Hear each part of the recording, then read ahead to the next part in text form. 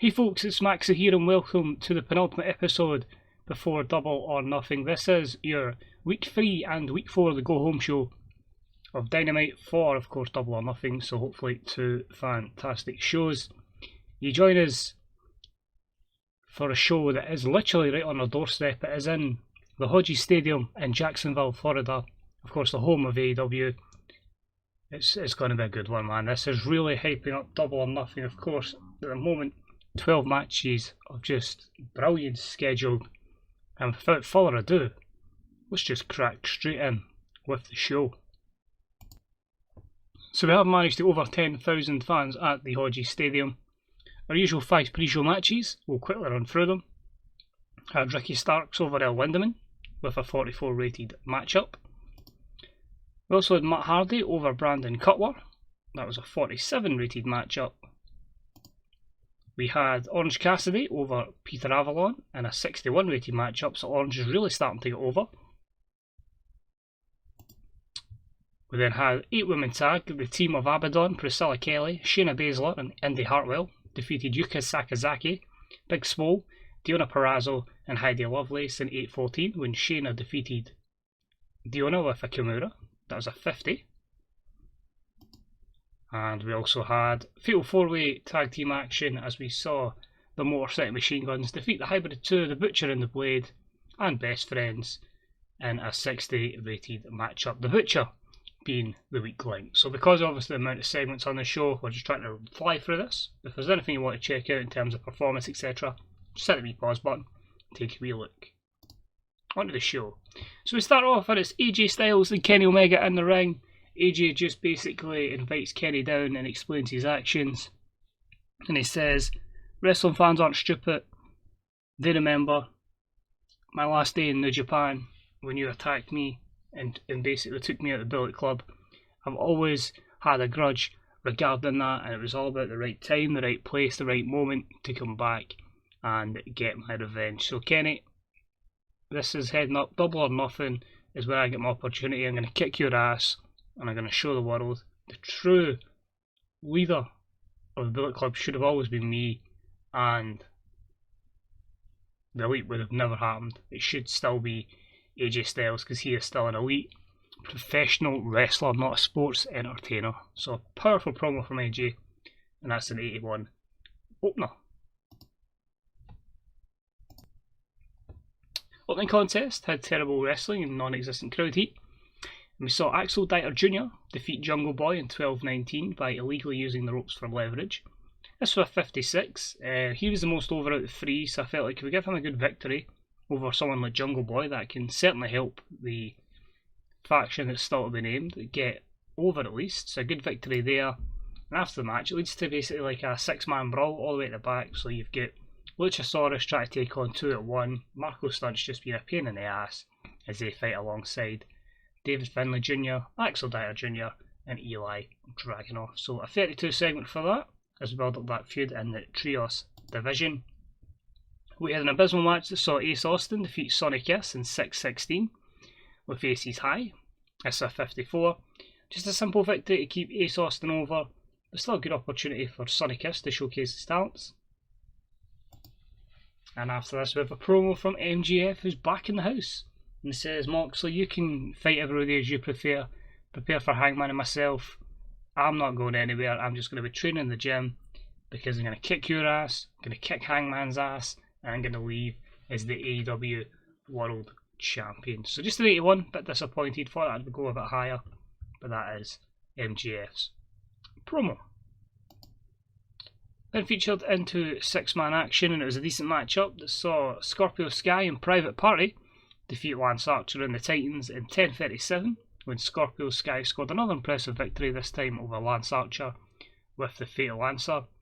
A very impressive 72. 2 defeats back to back for Brian Cage, which is a bit worrying for him. But we're building Scorpio Sky up, and a good impressive victory for him in this instance.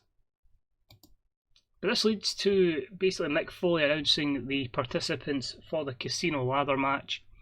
It is going to be a 6-person match. It's going to be Scorpio Sky, Lance Archer, Brian Cage, Jacob Fatu, Darby Allin, and a yet to be named competitor. So 1 week to go, one more person to enter that casino ladder match. Really looking forward to see how that pays out. Then had an abysmal matchup that saw Mayu Iwatani defeat Penelope Ford in 6:01 with a diving double foot stomp. 42, just building up to obviously the tag team championship match at the pay-per-view, but keeping Maya look strong, and I feel like having Penelope in there can only help increase her skill attributes. But a good win for the babyface. We then had a promo from Darby Allin, which was an 80 rated segment. It's just basically him saying he knows what Mick Foley's done. It takes his mind away from any feud that he's had previously, and his focus is surely just getting sure that he wins that ladder match, and he wants that championship. He wants to be one of the youngest world champions in the world, and he will do anything, and he means anything, to make that happen. So he is truly living up to his Daredevil name. Next up, we had 6-man tag. The remaining members of the Inner Circle at the moment, Ortiz, Santana and Guevara. Of course, Jake Hager, we don't know where he is, so it'll be interesting to see what his stance is. But they defeated the team of Austin Gunn and the Natural Nightmares in 9:17 when Sammy Guevara pinned Austin Gunn with a 6:30. A 69 rated match up here. This was always to make the heels look good and show that they are still a solid, unified outfit. After this, a promo from Sammy on Jericho, just basically saying he's going to retire Jericho. He showed that the Inner Circle is still as strong as ever without Chris Jericho, and it's going to just get better and better with a brand new leader. That was at 79. Then the handicap matchup, and it was a terrible wrestling match with non-existent crowd heat, as Cody defeated Reynolds and Silver in a handicap match when Silver was disqualified because Stu Grayson ran in and attacked Cody. So Cody carried the match a 90 rating, which is fantastic. Silver and Reynolds with 32 and 31 respectively, a 64 overall. But it basically leads to Uno getting in as well. Brody Lee comes down and basically he's the distraction, just laughing and mocking as the other members of the Dark Order, minus of course Darby Allin and Priscilla and Abaddon, beat the hell down on Cody. So a 53 for that segment. Could have been better, but of course the lackeys are not quite as over. Brody Lee and Cody coming across as massive stars. Jon Moxley then cuts a promo, our best promo of the night, but only 83. And he says, it's cool MJF, you can be pampered up, you can be just sitting, relaxing, but I'm going to be game ready. I'm going to be taking on everyone that I can to make sure I'm ready, and it's just going to add to the beating that I'm going to give you at Double or Nothing and Hangman. So this 6-man tag tonight is going to be a blast, and I am looking forward to just kicking some ass. So 83, our main event, we need it to draw well. An 80 rated matchup, which is quite a shame when you look at the performances. As in every person was over an 85 in terms of in-ring stuff. Maybe their popularity could do a wee bit better. But a superb wrestling match, good heat, as with Jon Moxley and the Young Bucks defeat Hangman Page and the Lucha Brothers in 23:05 when Moxley pinned Hangman with a Death Rider. Was it a potential foreshadowing of what is going to happen at Double or Nothing? But it's got to get the champion wary as Jon Moxley pins him. A show overall, a 79, and that will increase our pop in 21 regions, predominantly everywhere bar the United States. So I'm assuming that will just be a bit in Mexico and a bit in Asia, where we've got TV deals. Until we're financially in a great position, then we'll not quite be able to have a network just yet. I'd want to maybe have about 40-50 million before we touch on that. Nothing there that directly affects us, so Dynamite was positive, vast majority enjoying the show. Still had 7,000 people at NXT and 8,000 ROH, so maybe at one point maybe look to move the show to capitalise and get more viewers. And that's just Alex Shelley continuing his new 6-month contract on a 1,200 basis per show. Ishii's contract's expiring, that's cool, we'll let him go. He was just a short-term bring-in for a week of a pop, so we'll let him go. Obviously Cash Wheeler will be leaving as well.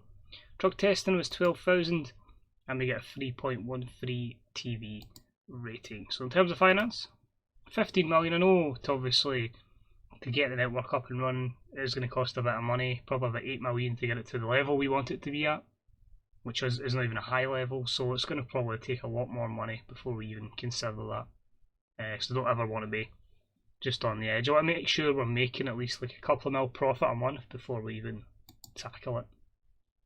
But anyway, that's part one. Let's get ready for the Go Home show coming up next.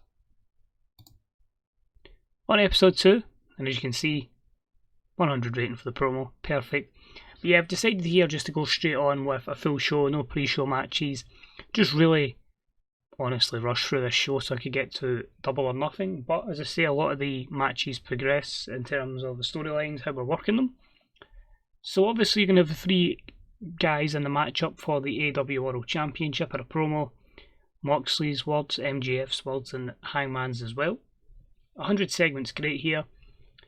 Moxley will be in action later on. He's got a match against Frankie Kazarian, MJF and Hangman. Just like, whoa, doing everything we can, staying out of the way, making sure we're 100% for Sunday. So being smart, basically. But delighted with that. That puts less pressure on the match, and our main event is a fantastic 8-man tag.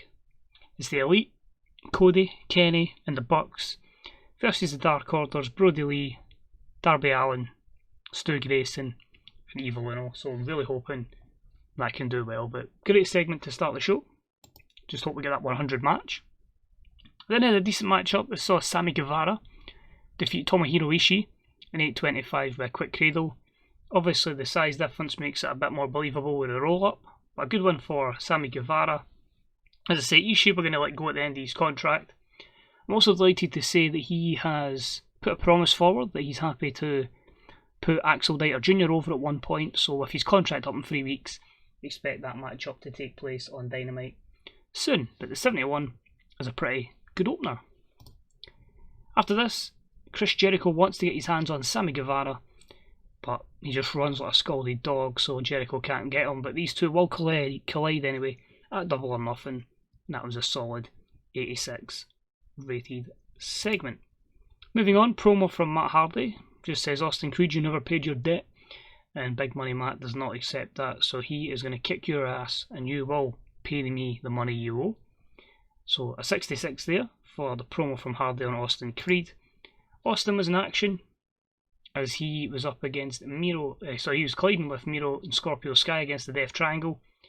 And a good wrestling, a decent reaction from the crowd, and it was a win for the Death Triangle when Scorpio Sky pinned Pac. Pac pinned Austin Creed, with a 6:30 senton following Matt Hardy's distraction. So Matt causing more of a thorn in the side of Austin Creed. Disappointing defeat for Miro and Scorpio Sky ahead of Double or Nothing, but a 68 rated matchup. The bruised knee hopefully won't take Miro out of action, or I don't want to take Pac out completely, so I might need to find a match for him if that comes to worse, or we need to try and utilise him in another way. But performance wise, 85 and 94 for the heels, fantastic performances for them, so they're really working with our product. Bruised knee should be fine though. And anyway, Mick Foley comes out and he says, we obviously want to confirm a tag match for Double or Nothing. Let's make it a triple threat tag match for the tag team championships. I don't know why it says a 5-man person match because there's 6 people there. So that's a wee graphic glitch here, or text glitch. So it's going to be the Bucks against the Lucha Brothers against Santana and Ortiz, Proud and Powerful. And that is a 69 rated promo from Mick Foley. Moving along, we have a backstage attack from Eli Dragunov and Axel Dieter Jr. on Jungle Boy and Marco Stunt, so taking them down. That's a 28. A bit annoying that it says Luchasaurus has pretty good chemistry, so he can't get involved in the matchup that saw David Finlay also win my roll-up over the Luchasaurus, a 48 there. And the crowd's still not thrilled with the Luchasaurus, but Finlay had the most overness. I didn't want to put Axel Dieter in as many matches, give Finlay an opportunity. And Dragunov's not as over, so I feel like a lot of people would be reluctant to put him over at this moment in time. So having angles, getting the spotlight on him that way. But a 48 as we head towards Double or Nothing. Claudio Castagnoli defeats Cash Wheeler in 909 with a neutralizer. A solid 68 here. Of course, Wheeler's on the way out as well, just a wee appearance on television to do the job. And then a promo from Castagnoli just says, Ace Austin, you can bring your monster Lance Archer with you. He's obviously got other plans, but if you want to take this TNT Championship, you're going to have to bring not just your A game, but your A plus game to even stand a chance. So a 72 promo from the man that is repping the TNT Championship. We then had a 6-woman matchup. It was terrible. And it was a team of Shayna Baszler, Penelope Ford and Ali, who defeated Hikaru Shida, Mayu Iwatani and Nikki Storm in 9:53 when Ali picked up the shot victory over Shida, thanks to interference from Ashley Lane. Obviously, we've not really heard her on television, but she is a leader of the Blunterage. She's helped out her teammates there. A 62 is a pretty good matchup. Best performance there by a mile by Nikki Storm. Moxley vs Kazarian was a match in 9 minutes and 13. Mox picks up the win with a Death Rider. A 70 rated match, simple win for Moxley, giving him momentum going into Double or Nothing. And then we have Kenny Omega, Cody, Nick and Matt Jackson, basically just making sure everybody's on the right page. Double or Nothing, I'm looking forward to being a massive success. So let's go out, no injuries, let's have a great matchup before everything happens on Saturday. Match itself was only an 80. Oh, we just don't seem to be cracking it with these main events. But about anyway, they had good wrestling and a decent reaction from the crowd. Darby Allin, Brody Lee and the Dark Order defeat the Elite in 13:55 when Darby Allin pinned Kenny Omega with a coffin drop following a distraction from AJ Styles. So 80. All good performances, I'd say, apart from Grayson and Uno, which is fair enough, and that's with Uno and Jackson off their game. AJ Styles being the thorn in the side of Kenny Omega. Lots of positives there. I even tried to make it steal the show. It could possibly be a case of our product and the match being under 15 minutes, so despite me making it steal the show, if I want it to get, like I say, a 90 or a 95, I maybe need to make it steal the show in that 15 to 20 minute bracket. So that's probably a blip by me in hindsight, but still an 80 should give us a good result with the 100 opening segment. And brought to the back, Kenny Omega, AJ Styles, what a way to finish the show, and a 70 rating, because both aren't the most over in the world, which is a wee bit frustrating. Overall, an 84. That increases their popularity in 32 regions, so I believe that does count with the United States, so that's a good sign. I'm just going to get my notepad here while we move to the main screen. So we've got a card to run through. We'll also check the ratings, etc. and our news items. There we go, pretty quickly. So 10,262, the extension rumours of MVP. I'll pass on that one. Miro, a few days, but is a few days going to be enough? So the plan at the moment will be that matchup, Miro versus, in fact, let's just quickly run and check medical.